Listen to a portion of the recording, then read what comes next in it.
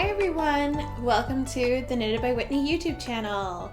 I really hope you enjoyed my last pattern roundup video about my top 20 quick to knit size inclusive patterns.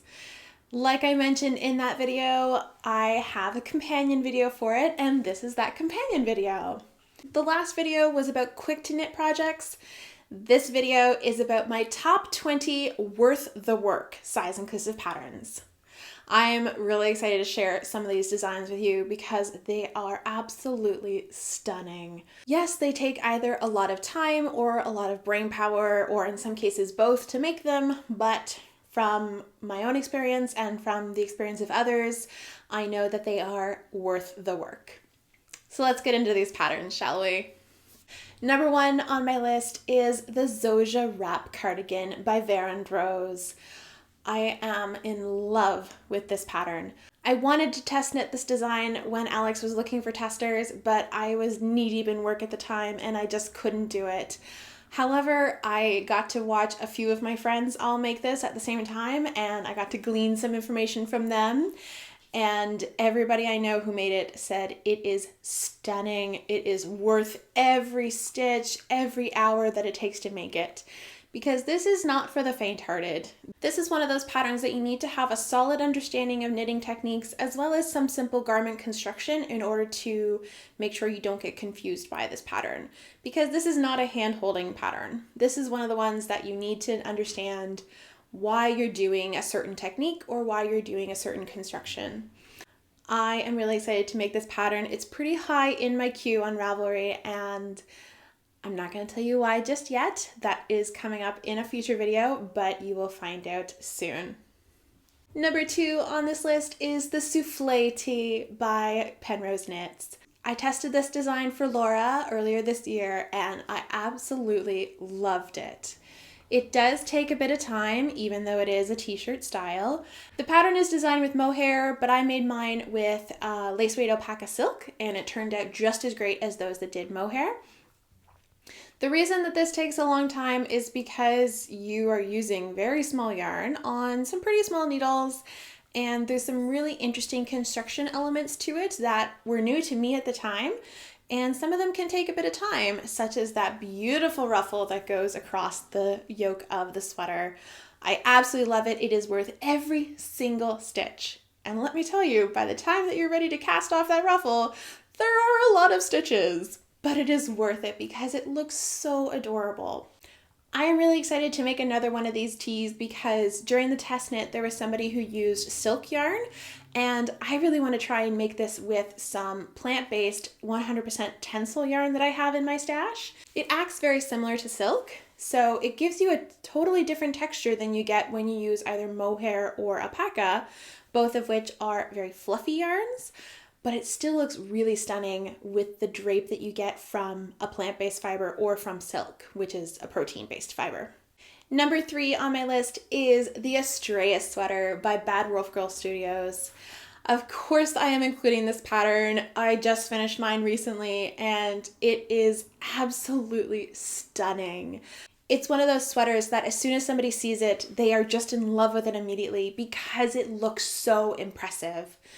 It is a challenging project. I had quite the time knitting mine, but like I mentioned in my podcast episode, which I will link below so you can watch, I made some choices that made mine more challenging than it should have been. But the color chart alone is something that is quite challenging and it can take some time. So this is not for the faint of hearted, but if you do make it, it is stunning. Number four on my list is the Seaborn tee by Herb Garden Knitwear. My friend Hannah designed this pattern last year, I think, and it is such a beautiful pattern, but it does take a little bit of work to make it. However, that is 100% worth it because Hannah has done an amazing job of making this a very customizable knit. I haven't made it myself, but I know a few people who have made it and they just love how easy it is to make it fit their body perfectly. Hannah has done so much work to make her design size inclusive and to make sure it is size inclusive in so many ways. I also really love the scalloped lace detail on the edge of the sleeves and the hem of the top. I just think it looks so beautiful, and it's a great staple piece to have for warmer months. Number 5 on my list is Effervescent by Amy Sher for Pom Pom. When this issue came out, people went crazy for it because the patterns are so beautiful and they're all knit up in the most stunning pastels. It really is a showstopper issue. And of course, the cover was the stunner. The Effervescent top is this really beautiful top-down sweater that has some really beautiful construction. It has a lacework yoke as well as that adorable little mohair ruffle. All of those things take some time, but as you can see from the image, it is so beautiful. And from people I know that have made it, it is one of their favorite pieces that they have in their wardrobe. Number 6 on my list is Rainbow by Yelly Knits. This is such a cool construction for a sweater. It's one of the only ones that I've seen like it, and it takes a bit of effort to do it. But as the pictures show, it's really worth it. I love how much you can play with color with this design, and you can really make it your own. There's some beautiful versions that use the classic rainbow colors as well as some really stunning neon versions, but you can also use some minis that you have at home or any scraps of yarn that you want to use up, because this is a great stash busting piece. This is also a really good piece if you want a little bit of a bright color, but you mainly want to have more of a neutral. It just has that little pop from the rainbow on the side as well as the stripes on the sleeve. Number 7 on my list is the Love Magic sweater by Disco Stitch. This is such a cool pattern that can give you either witchy vibes or disco vibes, or even just have a really beautiful dramatic sweater to wear. These huge bell sleeves, or even the slightly smaller bell sleeves, are just gorgeous. They take a lot of time, they take a lot of yarn, but you cannot deny that those sleeves are it. Every version that I've seen people share on either Ravelry or Instagram looks amazing. I love the drama. I love the colors that people choose. Some of them are really like spooky and perfect for Halloween. Others are just the bright disco neon look, and I am here for all of them. Number 8 on this list is the Billy Pullover by Sari Nordland. I am in love with this sweater ever since I saw Rebecca of the Crayabea and her test version of it in this most beautiful green color. I thought it was just the epitome of a classic cable knit sweater, and I am here for it. I have knit a sweater before that used an intricate cable pattern, but it was nothing compared to this sweater. But I can tell looking at this sweater, it is worth every single stitch, because that is going to be the type of cable sweater that you pull out every time you want something super cozy, or if you just want to show off how good of a knitter you are, because let's face it, that takes a lot of dedication and that takes skill. Speaking of Rebecca, number 9 on my list is Rebecca's first design, the Cargill sweater. I love this pattern so much. I have been watching along with Rebecca as she went through the design process and the testing process, and now it is a newly released pattern. This is such a cool stitch, and Rebecca says that it is a little tricky, but she has some video support in her pattern in order to help you learn what I think she called the dip stitch, which looks super cute. It looks like little hearts going up the pattern. I love the all over texture. I think it gives it such a great style. It's a classic shaped sweater, but that stitch detail gives it so much texture, and it really makes this sweater absolutely stunning. Number 10 on my list is the Great Gingham Raglan by Jessie Maid. Now this pattern is not for the faint of heart, because not only is it a colorwork pattern, it is also knit from the bottom up. Now, if you've seen my video about my sugar plum jumper, you will know that I don't have the best relationship with bottom up sweaters, and I'm part of the majority of knitters who prefer to knit top down because you can try things on as you go, and it's generally easier to make adjustments rather than start over or rip back a lot of your knitting and redo sections of your sweater over and over again. But from the versions that I have seen on Instagram and Ravelry, This pattern looks really beautiful, so if you're up for the challenge, this is a great pattern. If you want a little less color work, but just as much challenge, number 11 on my list, Into the Wild by Tanya Barley is a good option. This is such a cute pattern. I love the fox detail. I think it's a really great fall piece, but it's also a great option to dip your toe into 3-stranded colorwork knitting because you don't always need to use your 3 strands. There's only a few instances where you're using 3 strands across the same row.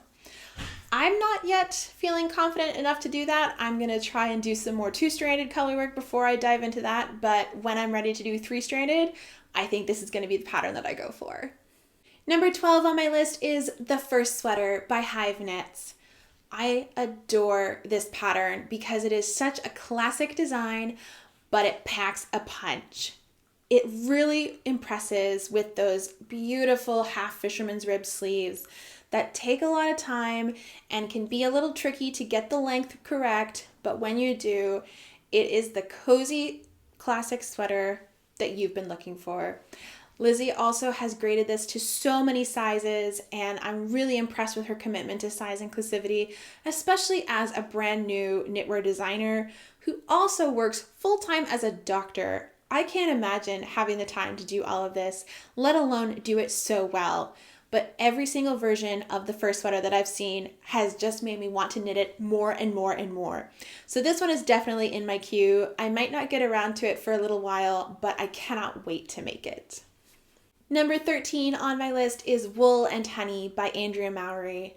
I've been seeing a lot of sort of bee-inspired projects lately, and I'm loving them. I've seen some beautiful versions of the Wool and Honey sweater, and I've heard from folks that have knit it that even though it can be time-consuming to do all of those stitches, it really shines once you're done, and it just looks beautiful. I love it because it's a classic sweater that just has a bit of detail to it, which takes some time to make, but is so worth it in the end. Number 14 on my list is Once and Floral by Max the Knitter. I am a Schitt's Creek fan, and this sweater just screams David Rose. It looks like it jumped right out of David's wardrobe, because of course it's inspired by the character. I love this pattern because it has that beautiful rose motif, which I don't know about you, but I'm a huge rose fan. I love them anywhere. I just think they look so beautiful. But this one has a bit of a challenge to it because it is a 3-stranded colorwork project.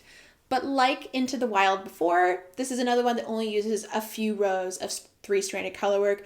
Most of the time, you only need to use 2 colors at once. Number 15 on this list is the Lizzy sweater by Sosu Knits. I have been in love with this sweater ever since I saw it, and based on the number of projects on Ravelry, it's pretty popular. I am all for using really cool colors to make such a bright design, but you could also knit this in more neutral colors if you don't like the vibrancy. But it is a great pattern to combine 2 colors for some brioche knitting. Now, I know brioche can be a little scary, and maybe doing a brioche pattern such as the brioche triangles across the yoke can be a little intimidating, but I can see from some of the projects on Ravelry, it is so worth it. Every person that I've seen that has made this on all kinds of different body types look incredible in this sweater. I have been in love with this sweater ever since I saw it because I have the absolute perfect yarn to use for it. I have been holding on to 3 skeins of Hedgehog Fibers sock yarn in the color Fly probably for about 5 years at this point because I knew I wanted to make something really special with them, and this is the pattern for it. I also have a beautiful pinky purple to use as my contrast color for the brioche yoke, and I am so excited about it, but I am waiting until I am ready to take my time working on this project. So it'll be a little while longer, but I'm super excited about it. This is such a fun pattern to play with color and to get a little bit of experience doing some brioche knitting because you only need to do it on the front and the back of the yoke, and you get to rest in between when you're doing your sleeves, and when you get to your body, you're also just doing stockinette. So it's a great one to just get a little started with brioche, but I would recommend that you know the basics of brioche before attempting this sweater because brioche can be a little confusing if you've never done it before. If you have done it, you know that it's nothing to be scared of. It's just something that takes a little bit of extra brain power. If you want a little more brioche, number 16 on this list is Emerson by Vivian Xiaochen, which I hope I pronounced correctly, and if I didn't, I do apologize. This is a beautiful all-over brioche sweater that is just going to be super cozy, but it's going to take you a bit of time to make it because brioche is one of those stitches that just takes a long time. There's no way to make it faster. You just have to suffer through how long it takes to knit it. But when you're done, you know it is so worth it because nothing can rival that squishiness and that coziness. And I love this sweater because it's such a classic design using this stitch. That means this is going to be a sweater you will pull from your closet all the time. Keeping with the theme of some time-consuming textured stitches, number 17 on this list is Straya by Andrea Mowry. I have this in my queue to use up some really pretty minis that I have, which is one of the reasons why I love this pattern. Not only do you get to play with texture, you also get to play with color without having to do color work. You get to play around with it just using some stripes. Now, I've heard from folks who have made this pattern that the body actually doesn't take too long. It's the sleeves that take a long time because when you're doing half fisherman's rib in the round, it's a lot slower than when you do it flat. However, it is so worth it for the squish factor. I also love this sweater because it's a great opportunity to just add a little bit of bright color to an otherwise neutral base to your sweater. Or you could go full out and have lots of color options. The choice is up to you. Number 18 on this list is probably the one that I find most intimidating. It is the Poetry Pullover by Sari Nordland. Sari has quite a few patterns that use really beautiful texture, but to me, this is the one that really stands out. I love the floral detail of this textured stitch, but I can tell by looking at it that it is time consuming and it is challenging. To me, this is an absolutely beautiful design that will be worth every single second of work and time that it takes to create it, but is going to be a challenging knit.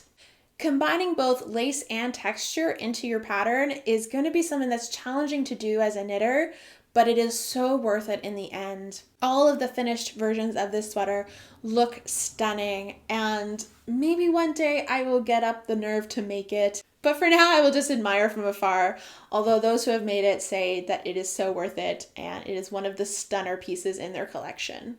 Number 19 on my list is Gone to Seed by Jennifer L. Perrocini. I do hope I pronounced that correctly. If not, I do apologize.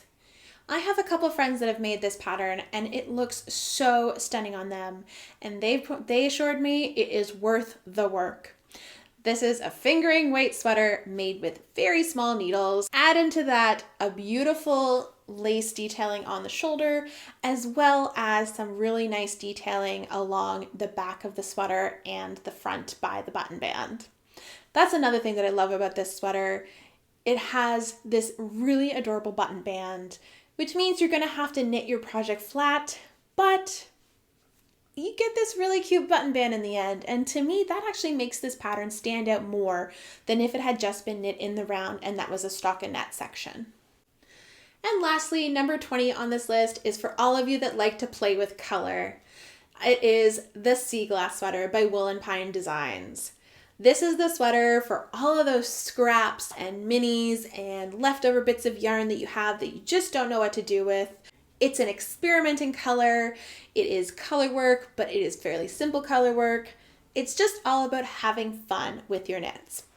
Now, I have heard that one of the ways that you can make this a little easier on yourself is if you choose a main color and then change out a contrasting color every row instead of changing both your main color and your contrasting color every row.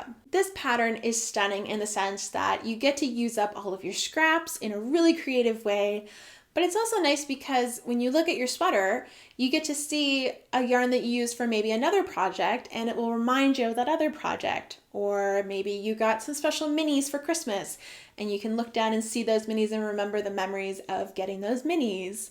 It's kind of a time capsule of a sweater. And from what I've heard from folks that are working on it or have made it is such a lengthy design because it's something that you get tired of working on and you need a break from. which there's no shame in that. Sometimes we really need a break from the patterns we're working on. And it's nice to just have something that you can come back to again and again, work a bit on and make some headway. And we don't always mind that it takes a while to make them, especially when they become these really beautiful showcases of color at the end. And that is it for my top 20 worth the work size inclusive patterns. I really hope you enjoyed this list, and if you haven't already, I'll link below my companion video for this, which is my top 20 quick to knit size inclusive patterns video. I had a lot of fun putting these two lists together and sharing some really stunning patterns that are both quick to make or definitely worth the work to make. If you have a pattern that is worth the work to make that I didn't mention in this video, leave it below so I can check it out. If you like my content, feel free to stick around, hit that subscribe button. I am very excited to be doing some more videos like this in the next little while and continue to share some pattern roundups with you. If you are new to my channel, thank you so much for joining me. And if you're a returning viewer, thank you so much for coming back. I really appreciate it. Everyone, take care. Happy knitting!